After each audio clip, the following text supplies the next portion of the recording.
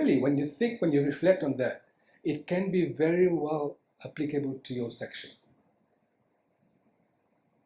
Yet the way we treat the ants as if they are there, they're going to come and bite you, so you shush them away, or you kill them, or you spray them, and so on and so forth. Okay, such a small, and the load they can lift, and that's not joke. They can actually lift about 18 times, I think, their weight. All right, they're very, very powerful stuff. So we like that. We like that philosophy. Okay, and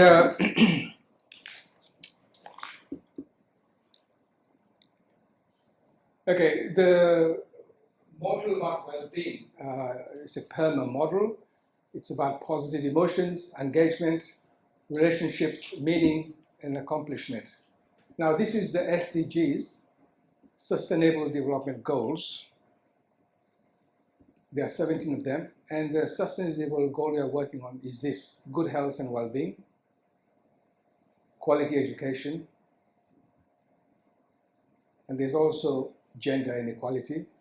16, peace and justice, strong institution.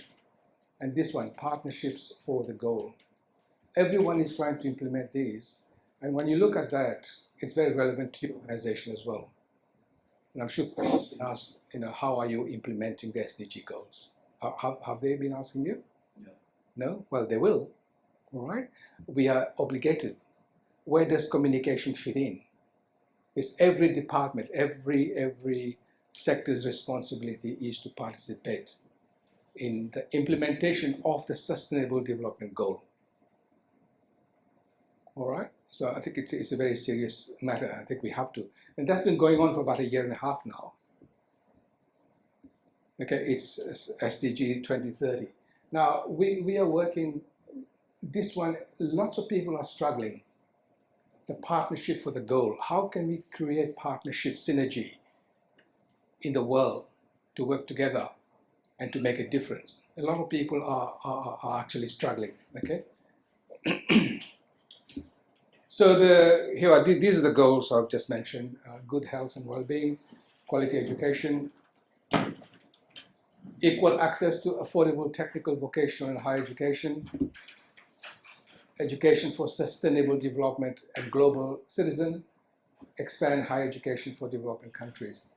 Now, peace, justice, and strong institutions, promote peaceful and inclusive societies for sustainable development, provide access to justice for all, and build effective, accountable, and inclusive institutions at all levels. And I can believe that you can play a part in this particular, sector. And only by working together can we achieve a sustainable and peaceful world. All right?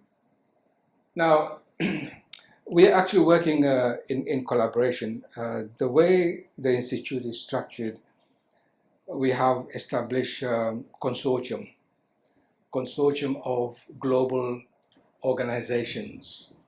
They are members of ECOSOC, Economic and Social Council, members of the UN. Okay, so they're working together with us. For example, only yesterday, I'll be just following up with one of the group called ICI, doing fantastic work in Senegal, West Africa. Okay, building our homes for poor people and so on and so forth. We're working with refugees. We're working with, in other trajectory areas, poverties, refugees, older people, and so on and so forth. Okay. Now, some of these we have established cluster groups, and each cluster group has got a cluster director. So we're working from a region perspective, regional. In Australia, for example, we just established only October a chapter of the emotional well-being. Now, the chapter group is already doing fantastic work with all the fire which is going, the flood, the disaster. We have established groups to raise money to actually do a lot of emotional well-being work, counseling, and so on and so forth. We also liaising with the RMIT, Royal Melbourne Institute of Technology, the university, how we can work together and build up the knowledge of the community so that we can do more preventative work and so on. So that's our role, okay?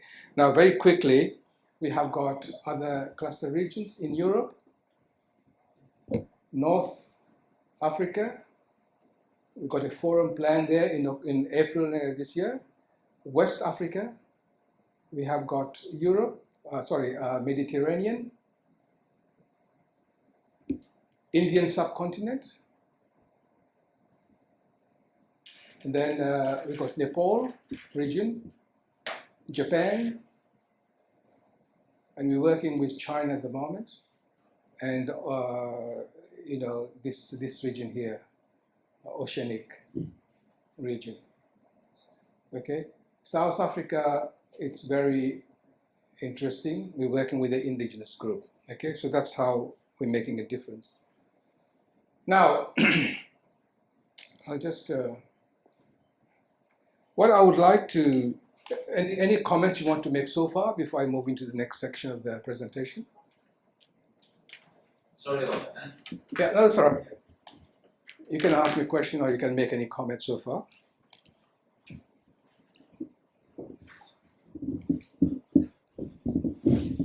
No, nothing? Okay. Now, I would like to say a few words about authenticity.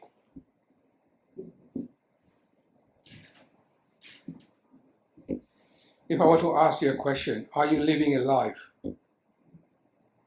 which is attuned to authenticity? Or are you living a fictitious life? All right, don't have to answer it now, but think about it. So to become more authentic and to seek this out in others, we first need to be open-minded. We attract the people and things we want in life when we are open-minded and receptive. This often leads to opportunities and new ways of thinking that expand our minds and bring us ideas that add values to our lives.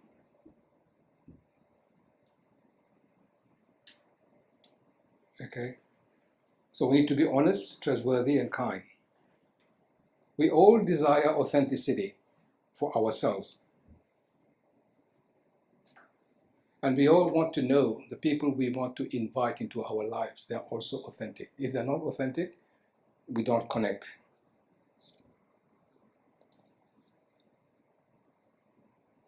When you're asked, who are you?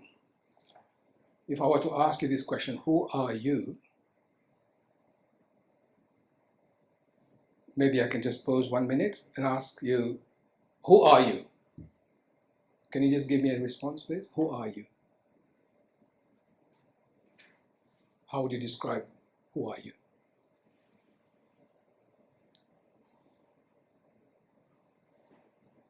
Is it easy, difficult? So many answers. Yeah.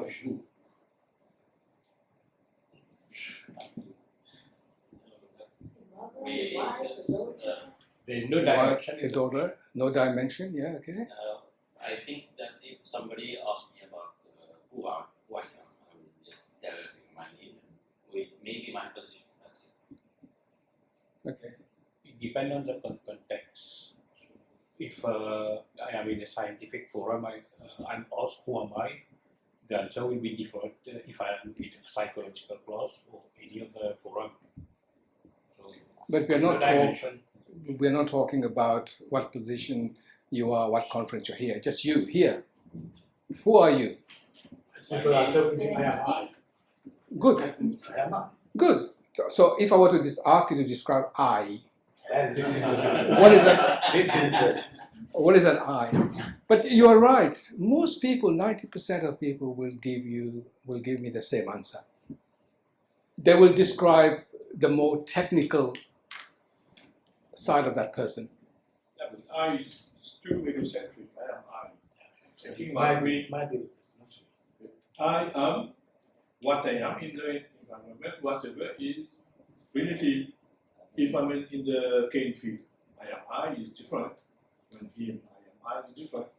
So you should not say I am I. I It's is- egocentric. No, it's If Yeah. you open the mouth, open the heart, Okay, then good, you good. mix with the environment. Okay, good. Then the dynamics goes in and out. Then it's built what Yeah. they perceive you are. Okay, we're getting there. Yeah. Okay. I is the most dangerous word. Yeah. when you is. connect the I with The ego. yourself, with your body, then it becomes dangerous. But I should be outside. I is the bigger spiritual. I mean, Yes. spiritually in the broader sense, and not religious sense. I is the larger being that you form part of. Good. Any other comment? I ask me. You are you. Yeah. I Okay. come. No, it's true. Like most people will say in a technical way that I do such and such job, I'm this and that, and so on and so forth. Okay. But what you're saying is also very, very true. Who are you? Your values, your philosophy of life, your spirituality, how you communicate with people, how you communicate, okay. But I is also important. Ego is I, is important. But if you add a dimension to it, like egocentrism, egocentric, egoistic, self-centeredness, then that can have a negative connotation. If you say, I'm egocentric, I'm self-centered, I'm always thinking of myself all the time, then that is probably not very healthy. May I ask one question? Yes, Who are you? Yeah. Are you the body or are you the thoughts? that's right. The spiritual, the thoughts, So- everything is part of that. It's part of you. All right. So it's not a very Then we talk about your authentic self and your fictional self. So when you live a life for which you are not faithful to your authentic self, you may find yourself feeling incomplete. Okay. So we try to be, more authentic. Being your true authentic self means what you say in life aligns with your actions. There is no false impression. Faith with God. Faith, that's right. Okay? It has to be aligned, it has to be congruent with, it has to be parallel with. Not you say one thing and you mean something different. Or you say one thing and you do something differently. Okay? But sir, unfortunately, the world is full of That's what I'm saying. That's what I'm saying. It's an egocentric world. It's a narcissistic world at all levels. I won't mention countries, I won't mention names of presidents and so on and so forth, but the problems we are faced with.